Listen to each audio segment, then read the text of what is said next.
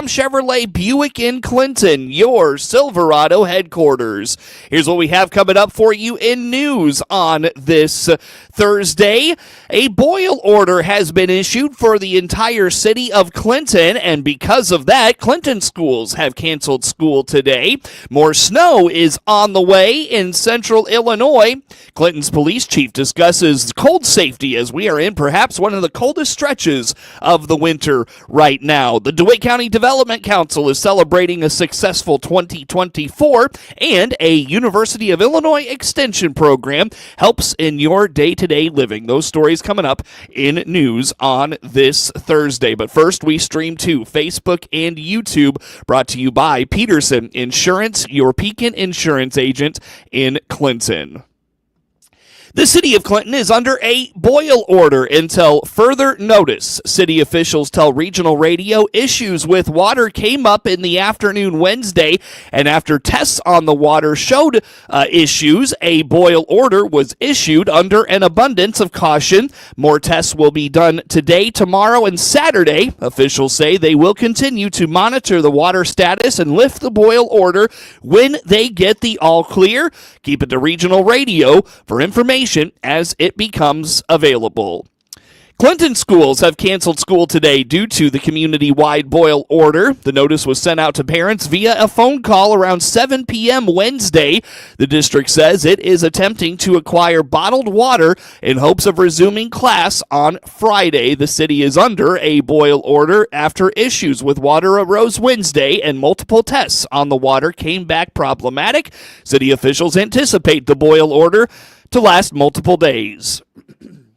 More snow is on the way for areas that had upwards of 6 inches of snow this weekend. Nicole Albano at the National Weather Service in Lincoln says the system developing is still up in the air as to how much snow it will deliver, but it's looking like more snow is on the way. Yeah, it looks like potentially another snow system moving through the area. Right now, central Illinois is kind of on the northern fringes of it. So it looks like if we do get any snow accumulation, it should be on the lighter side, maybe on the order of an inch or 2 inches. But southern parts of the state, they could pick up several inches, which is an area where they probably don't need it right now. They've still got a crew out there trying to get power restored. So kind of just a bad situation. It's kind of it's an interesting system to describe. So we've got two upper waves. One is off to the northwest and one is off to our southwest, and they're both going to track east, and they're going to what we call phase together. So the phasing part of it is what's important with determining, the strength and the track, because if it's timed just right, it could either be stronger, or if it's kind of delayed, say the southern wave is a little bit slower than the northern wave, then it could lead to maybe a lesser potent storm. The short-term cold should ease as we get into the weekend. Albano notes January overall is showing a trend towards cooler than normal. Cooler this week, and then it looks like by this weekend we do begin to moderate a little bit. It looks like highs maybe in the upper 20s by this weekend, so a little bit of a warm-up. But the rest of the month of January does look like it's trending cooler than normal. It looks like our 6 to 10 day and also the 8 to 14 day outlook, which stretches us through the middle to end of the month, is favoring cooler than normal temperatures. So even some of the guidance through the end of the month and even the beginning of February is also favoring below normal as well. Albano says as the storm gets closer, the confidence in its path and impacts will only increase. Perhaps the coldest stretch of the winter is upon us, and local authorities say now is not the time to let your guard down after the biggest winter storm rolled through central Illinois, leaving the most snow in the area in a couple of years. On the WHOW Morning Show Wednesday, Clinton Police Chief Ben Lowers told regional radio he applauds the public for their caution taken during the Sunday weather event. And as we talk about with winter driving and stuff, it's not always about the amount of snow, but it's blowing that comes with it in this area. So, and these frigid cold temperatures. So, but as far as I know, and not speaking on behalf of the sheriff's office, I know they're out there, especially out in the country, out in the more rural areas where things can get a lot worse than what they do in town because of the wind and stuff. But I don't know of any major accidents or major incidents that we dealt with through this storm. I will tell you over the course of my career, 25 years. But in this scenario, our forecasters and our weather people were very upfront about what to expect, and this time they were right. They were pretty accurate as far as the amount of snowfall we got and the wind, and I think people took heed to those preparations, and that certainly is a factor. Then for us and all of emergency services, the road crews out there do a fantastic job working around the clock to get things cleared off, and by Monday afternoon, by Tuesday, I mean we're driving down dry highways, by Monday. Kudos to all of them and their hard work for getting us through it. With a bitterly cold stretch here for a few more days at least, and more sure to come as the winter kicks into full swing, Chief Flowers reminds to be compassionate and check on those neighbors and friends who may not be as fortunate as you. Not everyone is so fortunate, so I know that there are lots of programs out there through the schools and different things through WHOW, Coats for Kids, Coats for Adults, for crying out loud. We've got some different secondhand jobs. Anyways, I don't want to get off on that tangent, but no, making sure that we're properly dressed for the conditions, and also trying to avoid prolonged exposure. But with that, we put on our Facebook page all the time during these times of year and when we have winter storms is to check on those elderly family and neighbors, that maybe don't get out as much, especially in the event that we'd have a power outage or something of that nature. So making sure that we check on those family members who maybe don't get out as much. Chief Flowers is very passionate about the care and well-being of the animals of the community and hopes pet owners who may not allow those dogs or cats indoors, they make sure they have appropriate shelter.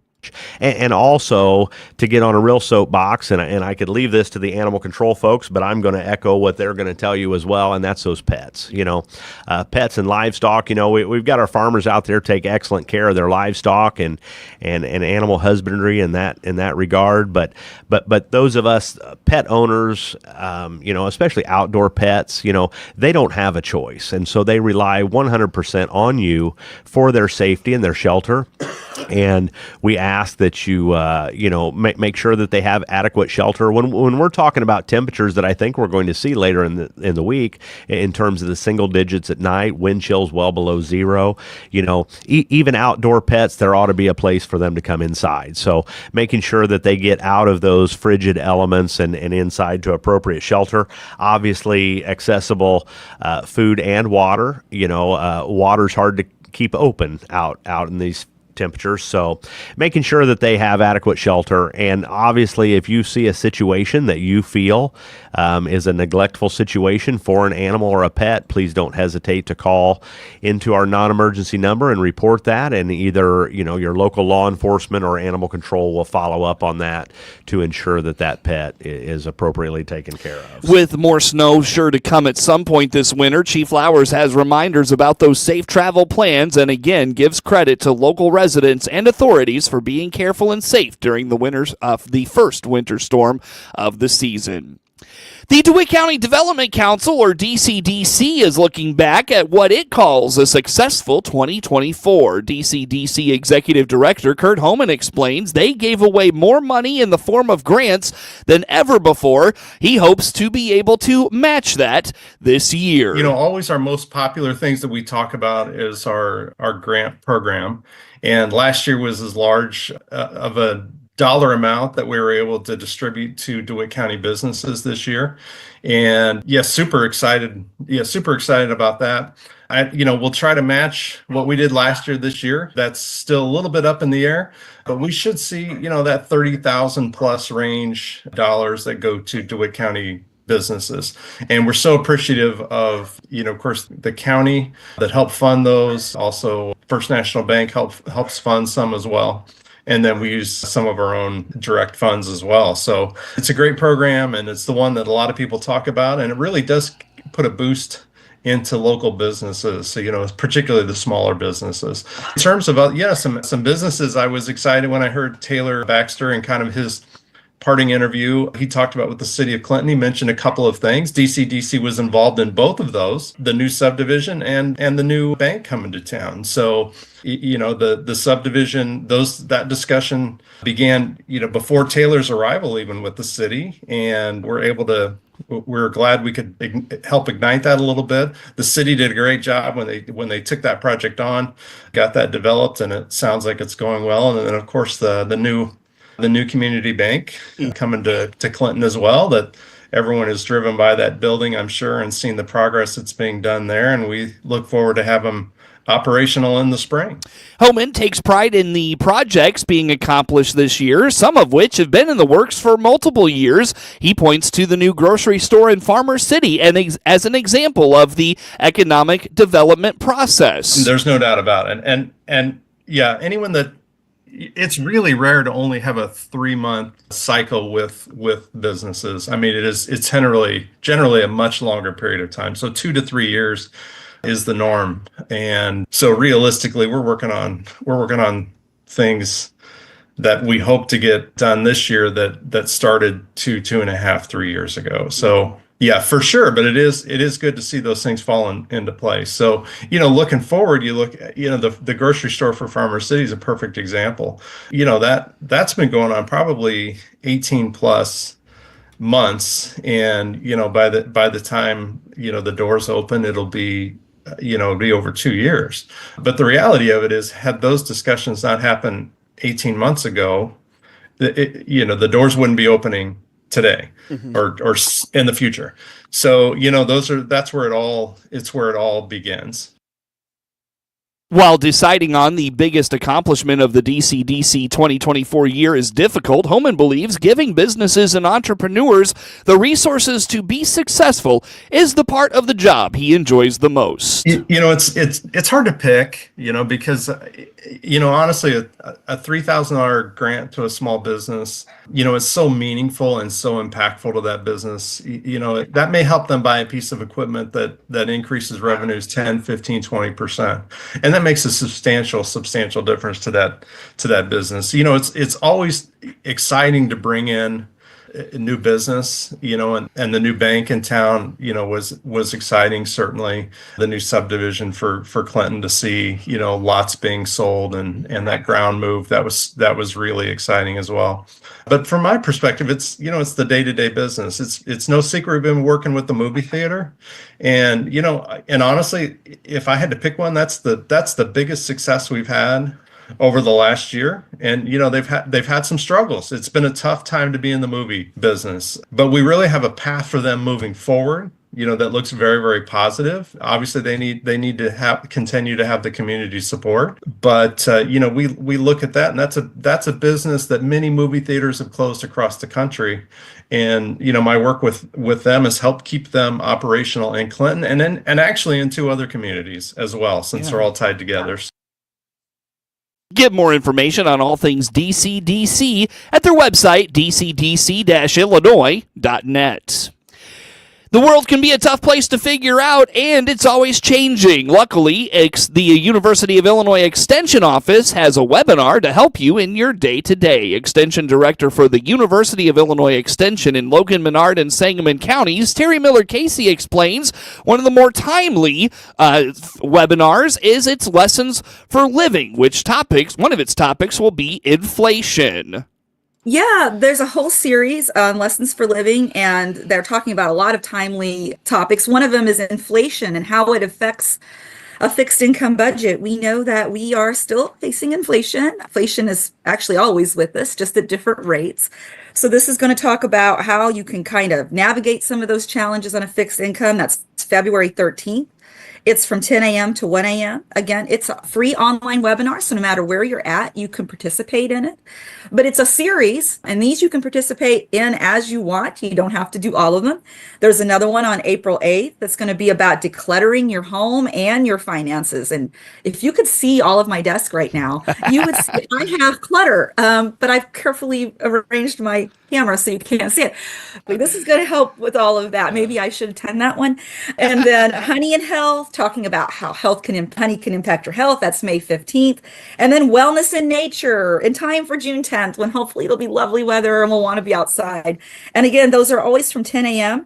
until 11 a.m., and they're free. And you can sign up online or you can call our office.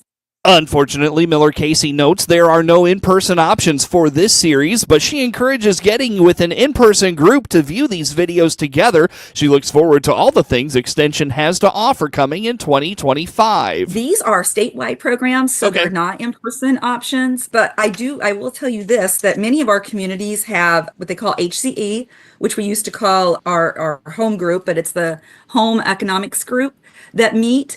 Many of them meet within our extension offices, and many of them pull these up and watch them together. And so there's an opportunity. So if you have an HCE group in your community, look them up and join them, because they partake in these, but they also have their own programs they do. And it's a great, wonderful resource for people that I think sometimes we forget is there. Well, there is a ton of stuff coming up in the first of the year. So if you go to our website, you'll see there are lots of programs happening.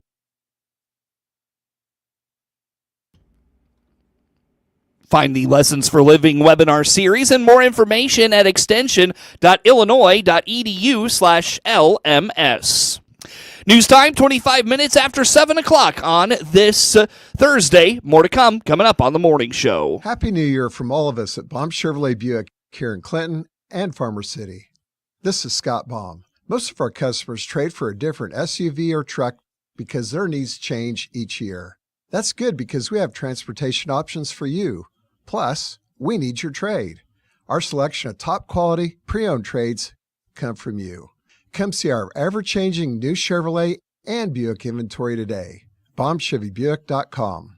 Right from the start.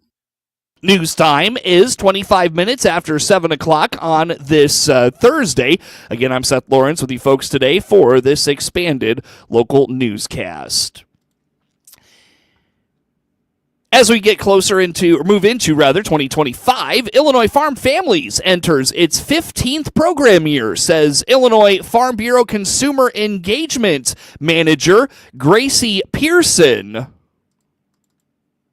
We have 2 research projects funded this year, so hoping to glean lots of insights both from IFF's core audience, which is residents ages 24 to 39, but then also some Gen Z, because they are up and coming into adulthood, whether we like it or not.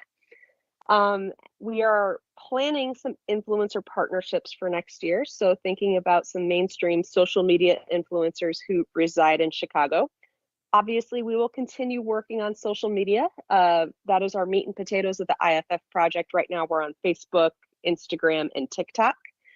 And then we look forward to working with 6 new farmer ambassadors to create some really awesome content throughout the year in 2025. So looking forward to having our first training session with them, actually the second week of January. So we're going to get started real quick. The Illinois Farm Families Coalition includes the Illinois Farm Bureau, the Illinois Beef Association, Illinois Corn, the Illinois Corn Producers, the Illinois Pork Producers, the Illinois Soybean Association, and Midwest Dairy. News time, 27 minutes after 7 o'clock here on this Thursday. Time now for a look at this morning's obituaries. 66-year-old Michael E. Mont of Waynesville passed away January 7th at OSF St. Francis Hospital in Peoria. Cremation rights for 66-year-old Michael E. Mont have been accorded. A celebration of life service will be held at a later date. Memorials can be made to the Waynesville Fire and EMS. Final arrangements have been entrusted with Quirum Peasley Funeral Home of Atlanta.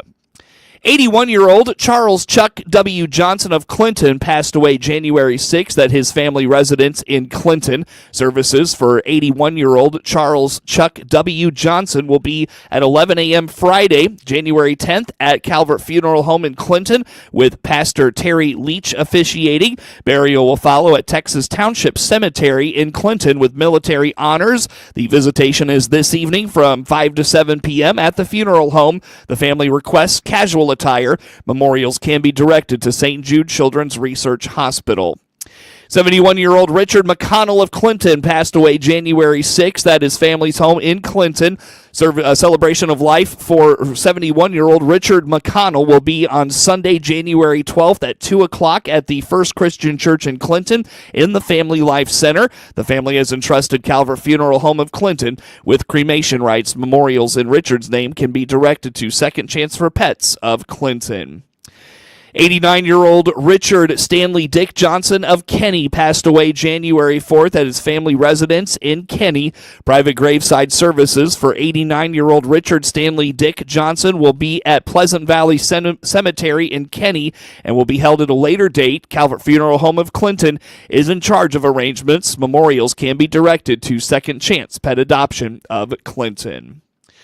News time is 29 minutes after 7 o'clock on this Thursday. Coverage of news today is brought to you by Baum Chevrolet Buick in Clinton, your Silverado headquarters, and the morning show streams to Facebook and YouTube. Brought to you by Peterson Insurance, your Pekin Insurance agent in Clinton. Coming up on 7:30, a look at local sports comes your way next. In sports this morning, Monticello falls just short to Teutopolis in non-conference boys basketball action on Wednesday in Monticello. That and more in sports next. With SRN News, I'm Rich Thomason. The Southern California wildfires have claimed at least 5 lives, destroyed thousands of structures, including many homes. 3 of the fires burn out of control. Some 130,000 people are under evacuation orders. President-elect Trump criticizes California Governor Newsom for poor forest management practices. Newsom accuses Mr. Trump of trying to politicize the wildfire tragedy. And firefighters have encountered dry hydrants. Los Angeles Mayor Karen Bass not answering questions about cuts in the firefighting budget. The wildfire emergency and Jimmy Carter State Funeral keeping President Biden at home. He will not be traveling overseas to meet with the Pope. From the southern plains to the southeast, people are bracing for a winter storm, expected to spread snow and ice across the region. Winter storm warnings, watches, and advisories are posted. More details at srnnews.496. With SRN Sports, I'm Andrew Stewart. In the NBA yesterday, Indiana whipped Chicago 129-113. Philadelphia gets by Washington 109-103. Cleveland passes Oklahoma City 129-122. Detroit overcomes Brooklyn 113-98. New York downs Toronto 112-98. Portland over New Orleans 119-100. Denver routs the Clippers 126-103. Milwaukee outguns San Antonio 121-105. In top 25 college hoops yesterday, Alabama beats South Carolina 88-68. Villanova upsets number 9 UConn 68-66. Texas A&M slips by Oklahoma 80-78. Kansas conquers Arizona State 74-55. This is SRN Sports. On the ice yesterday, Chicago skates by Colorado 3-1. Washington tops Vancouver 2-1 in overtime, and Florida nails Utah 4-1. One game postponed. In the NFL, quarterback Lamar Jackson and the Baltimore Ravens return to the postseason with a lot of the same strengths they had a year ago. As the number 3 seed in the conference, the Ravens face the Pittsburgh Steelers this Saturday night. In college football, Texas and Ohio State have both arrived for the semifinal Cotton Bowl game before the snow expected to hit the North Texas area. The Cotton Bowl takes place this Friday night at AT&T Stadium, home of the Dallas Cowboys. And in tennis, defending champion Yannick Sinner and 10-time Australian Open winner Novak Djokovic have landed on opposite sides of the draw for the season's first major. With sports, I'm Andrew Stewart.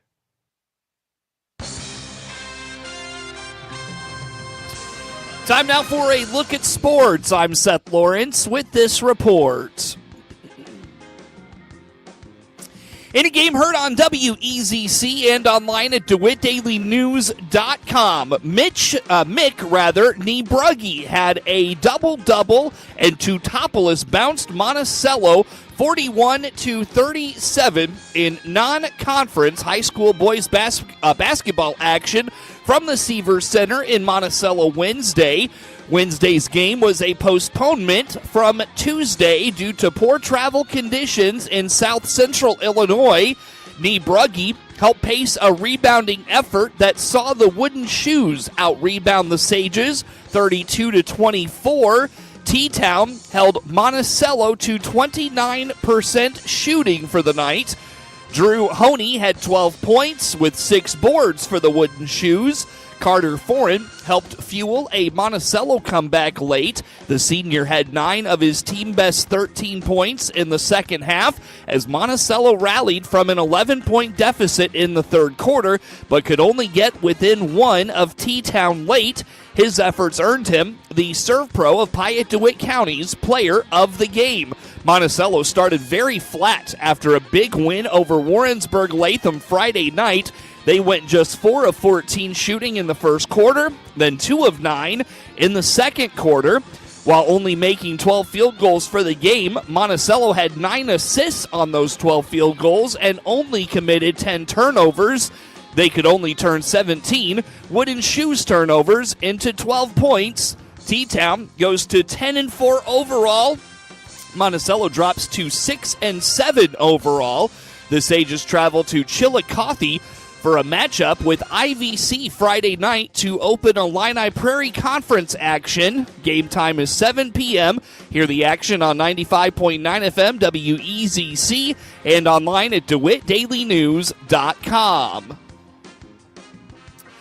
Ben Humrickhouse scored a season-high 21 points. Morez Johnson Jr. had a career-high 20 points along with 11 rebounds, and 13th-ranked Illinois beat Penn State 91-52 Wednesday night for its 5th straight win.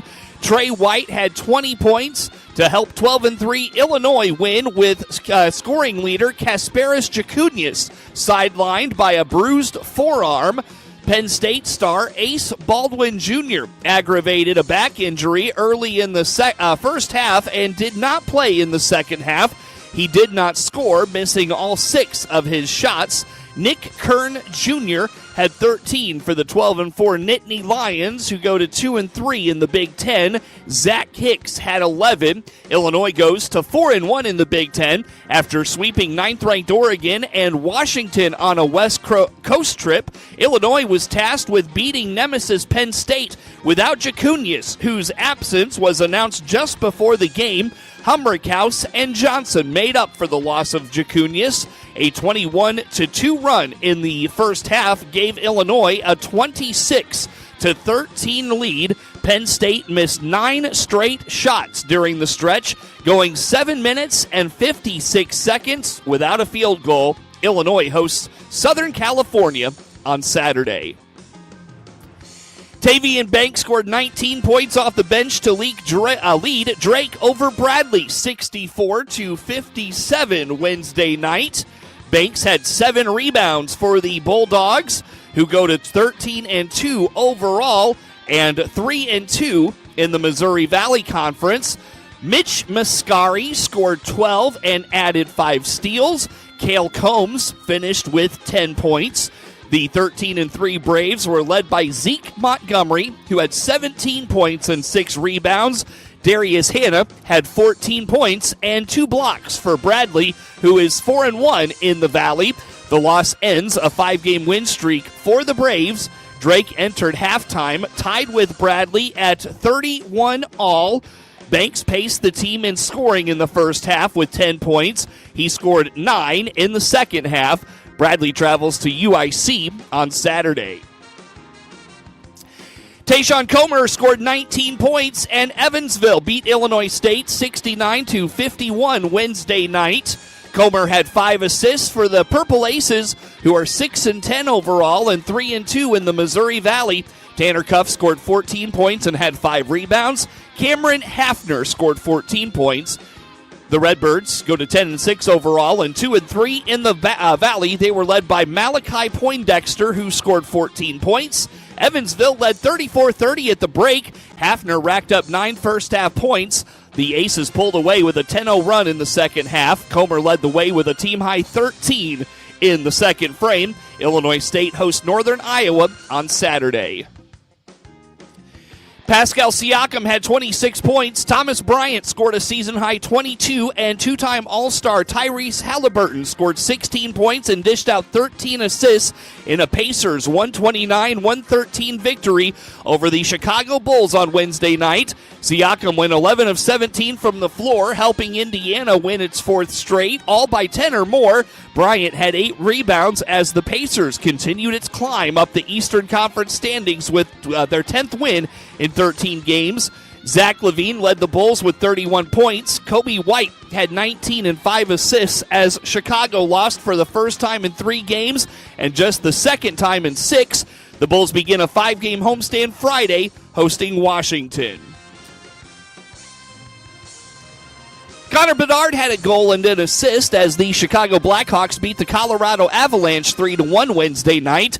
Frank Nazar and Ilya Mikheyev scored for Chicago, who had lost 6 of 7. Peter Mrazek stopped 35 shots. Bedard made it 3-1 when he beat Trent Miner for his 11th goal of the season, 11:54 into the third. The 19-year-old has 4 goals and 7 assists in an 8-game point streak, a career-best run in his second season. Nazar lifted the Blackhawks to a 2-1 lead. 10:17 into the second, Colton Dock got his first NHL point when his shot created a rebound opportunity for the streaking Nazar, who knocked it in for his second career goal. Chicago is at Detroit on Friday night.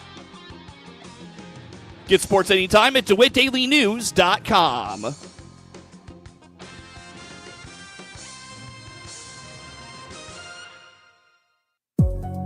This is staff meteorologist Jennifer Wojcicki with your regional radio forecast.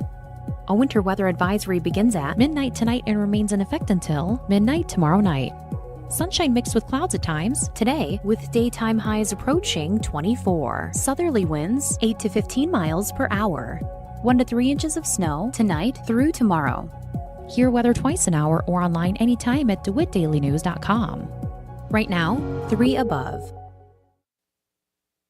From the Country Financial Studio, I'm Rita Frazier. This is the RFD Livestock Report. Latasha Bunting, Illinois Farm Bureau Director of Commodities and Food Systems, monitoring avian influenza bird flu. We got an update in studio with Tasha yesterday. Unfortunately, bird flu is still an issue in a few states. Primarily out west, California is still facing a pretty significant issue in their dairy industry, and Texas a little bit as well. Something that dairy farmers here in Illinois and our animal health officials are definitely keeping close tabs on and learning and working on how to better protect the industry. The poultry industry impacted and the dairy industry. You mentioned a pilot program